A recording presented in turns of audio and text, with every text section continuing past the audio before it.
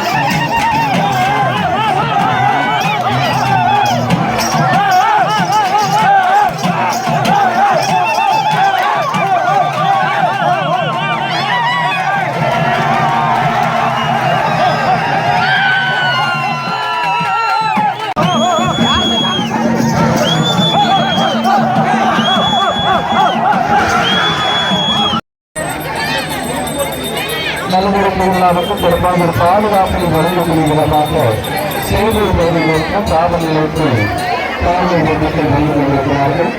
சேவூர் காவல் நிலையத்தில் காவல் பொதுமக்களுக்கும் இளைஞர்கள் சார்பாக நன்றி தெரிவித்துக் கொள்கின்றோம்.